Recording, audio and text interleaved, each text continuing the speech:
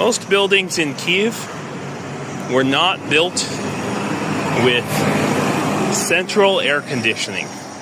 I mean, most of Europe, honestly, doesn't have it. I think these air conditioners, these are the standard kind of air conditioners that people have. So that they're two-piece air conditioners, kind of like the window box, cheap window box air conditioners we might have in America.